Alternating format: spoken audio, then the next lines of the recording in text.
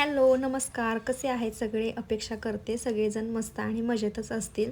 खूप दिवस झालं मी व्हिडिओ टाकायचं बंदच केलेलं आहे. म्हणजे मला खूप जास्त ब्लॉगिंगचा कंटाळा यायला लागला आहे त्याच्यामुळे. पण विचार करते की आपलं हे काम आहे, आपण केलंच पाहिजे. सो परत नव्याने सुरुवात करायचं ठरवले. बघू आता. जे आधीचे व्हिडिओ आहेत ना, ते सगळे मी तुमच्यासोबत शेअर करणार आहे आणि नवीन ब्लॉगिंग परत स्टार्ट करणार आहे. तर हा व्लॉग पण म्हणजे ह्या व्हिडिओमध्ये 2-3 दिवसाचे तरी तुम्हाला व्हिडिओ सगळेजण बघायला भेटतील. कारण ड्रेसवरून तुम्हाला कळेलच की हा आजच्या दिवशीचा व्लॉग नाही आहे, कधीचा आहे ते. तर सांगते, नवरात्रीमधलाच हा व्हिडिओ आहे. धनुषला स्कूलमधून घेऊन आल्याच्या नंतरनं मी व्लॉग स्टार्ट केला होता. तर त्याला मला ना डाळिंब सोलून द्यायचं होतं. मी जेव्हा घरामध्ये डाळिंब आणते ना, त्यावेळेस 4-5 डाळिंब तर मी त्याला सोलून ठेवते. पण तो काय करतो की एकाच दिवशी सगळं संपवायचं बघत असतो. म्हणून मग मी त्याला घेऊन आल्यानंतरनं पहिलं कट करून दिलं आणि मग मी त्याला खायला देऊन मग माझं मी काम करायला सुरुवात केली. मागच्या व्हिडिओमध्ये मी म्हटलं होतं ना की मी डोसा आणि हे बनवलं होतं, म्हणजे संडेच्या दिवशी. आणि मंडेला ह्यांचा उपवास पण असतो. आणि मग थोडंसं हे शिल्लक राहिलेलं होतं, म्हणजे खोबरं जे होतं ना ओलं, ते शिल्लक राहिलेलं होतं. आणि मग हे बोलले होते की ह्याच्यानं तू दुसरं काही बनवण्यापेक्षा मोदकच बनव आपल्यासाठी, म्हणून. कारण खूप दिवस झाला खाल्ले पण नव्हते आणि गणपती 2-3 वेळा बनवले होते ना, हे ह्यांना खूप जास्त आवडलं होतं. म्हणून म्हटलं चला, गूळ वगैरे घरामध्ये होता, मग मी मोदक बनवायला घेतले. आणि मी त्याला खायला दिलं ना, तेव्हा असा विचार केला होता की 5-10 मिनटं जरा पडते बेडवरती, म्हणजे आराम पण होऊन जाईल. कामं तर सगळी आवरलेलीच होती. पण परत विचार आला की असं काही बनवायचं म्हटलं की थोडासा वेळच लागतो. सो मग मी लगेच उठले आणि बनवायला घेतलं. खोबरं चिरून डायरेक्ट मिक्सरमध्ये बारीक करून घेतलं आणि खूप छान बारीक झालं होतं. म्हणजे जसं मला पाहिजे होतं ना मोदकासाठी, तसं झालं होतं. दरवेळेस मी छोटं छोटं खिसून घेत असते, पण ह्यावेळेस बारीक करून घेतलं. 2 चमचे तूप टाकलं. तुपामध्ये जे काय खोबरं बारीक करून घेतलं होतं ना, ते टाकलं. व्यवस्थित परतून घेतलं आणि त्याच्यामध्ये वेलची पूड करून ठेवलेली ना, ती टाकली.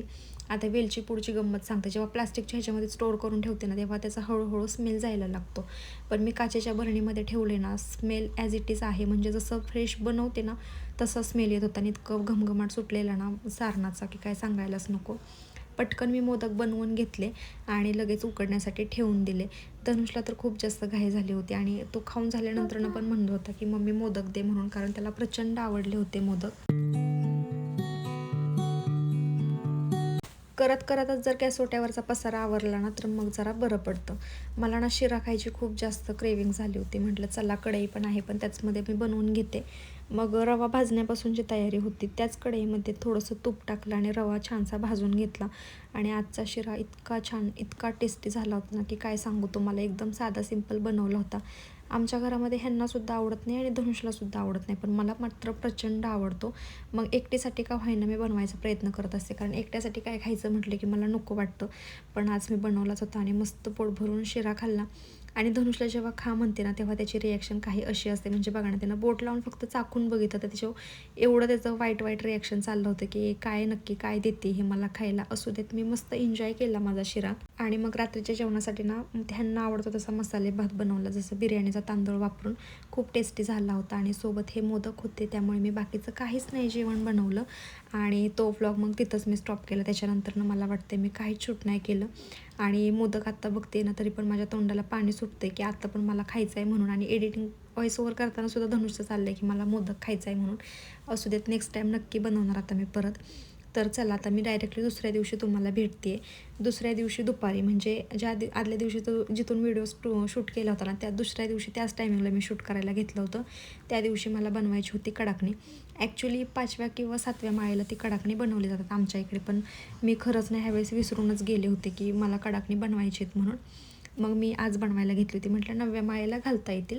तर म्हणजे 9व्या माळे दिवशीचाच हा व्हिडिओ आहे. म्हणजे बघा किती लेट पोस्ट करते मी हा व्हिडिओ तुमच्यासोबत.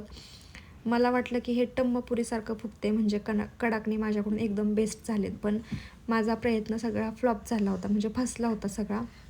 लास्ट टाईम मी पहिल्यांदाच कडाकणी अशी एकटीनं बनवली होती, पण इतकी छान झालते ना की काय सांगू तुम्हाला. ह्यावेळेसला ना टेस्टला वगैरे खूप छान झाली होती. पण प्रॉब्लेम फक्त एवढाच झाला ना की मी एकदम जाड लाटले. ते पातळ लाटायला पाहिजे होते, म्हणजे कुरकुरीत झाले असते ना तेव्हा छान झाले असते ते. जेव्हा आम्ही माळ ओवायला घेतली ना, त्यावेळेस समजलं की माझ्याकडून ते चुकलं आहे म्हणून. पण ठीक आहे, आता काय ऑप्शन नव्हता म्हणून तसंच ते देवाला बांधलं. आणि आता कडाकणी करून ठेवली आणि लगेच मी इकडं धपाट्याचं पीठ भिजवायला घेतलं, कारण सासूबाईंचा कॉल आला तर त्या म्हटले की आपल्या इकडे धपाट्यांचा नैवेद्य असतो. देवीला. सो मग मी धपाटे बनवायला घेतले. असं तर बसता उठता जो उपवास असतो ना तो माझा सोमवार मंगळवार होता, पण ह्यांच्यासाठी तर थोडंसं मला बनवायलाच लागणार होतं, कारण नैवेद्य पण आणि ह्यांच्यासाठी पण. माझा उपवास होता, मी चिप्स वगैरे असं काहीतरी खाऊन घेणार होते. त्याच्यानंतरनं मी साडी घातली, कारण आम्हाला जायचं होतं देवाला, म्हणजे काळोबाईला. मी दरवर्षी म्हणजे जसं घडवायला बसवायला सुरुवात केली ना तसं मी देवीला कडाकण्यांचा नैवेद्य घेऊन जात असते. मग ते मला घेऊन जायचं होतं, म्हणून मी साडी वगैरे घालून बसले होते. आणि हे पण थोडेसे ऑफिसवरून लवकर येणार होते, कारण दुसऱ्या दिवशीची पण तयारी करायची होती म्हणून. मग साडी घालून घेतली. पहिल्यांदा म्हटलं घरातल्या देवांची पूजा करून घरातल्या देवांना कडाकण्यांचा नैवेद्य वगैरे दाखवता येईल. पण जेव्हा आम्ही कडाकणी ओवायला घेतली त्यावेळेस ते काय हेच होत नव्हतं. आणि जेव्हा मी साडी घालते त्यावेळेस अहोंची रिॲक्शन अशी असते, कारण त्यांना मला साडीत बघायला खूप जास्त आवडतं म्हणून. आणि धनुषची पण मध्ये मध्ये लुडबुड लगेच सुरू झाली होती. आम्ही देवाला गेलो, तिकडून आलो, आणि जसं आम्ही घरातून निघालो ना तशी लाईट गेलेली होती. त्याच्यामुळे मला तिथं मंदिराजवळ काहीच व्हिडिओ शूट नाही करता आलं.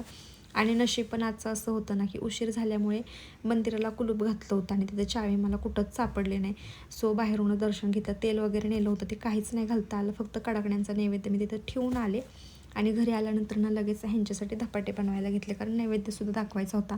आणि सगळ्यात मेन रिझन म्हणजे होतं मला खाली दांडिया खेळायला जायचं होतं. आता इतके दिवस तर काय ग्रुपवरती मेसेज वगैरे काय नव्हता की सोसायटीचा आपण सेलिब्रेशन करायचं आहे म्हणून. पण अचानक दुपारी मेसेज बघितल्यानंतर मी तर ओव्हर एक्सायटेड झाले, कारण मला दांडिया वगैरे खेळायला खूप जास्त आवडतं.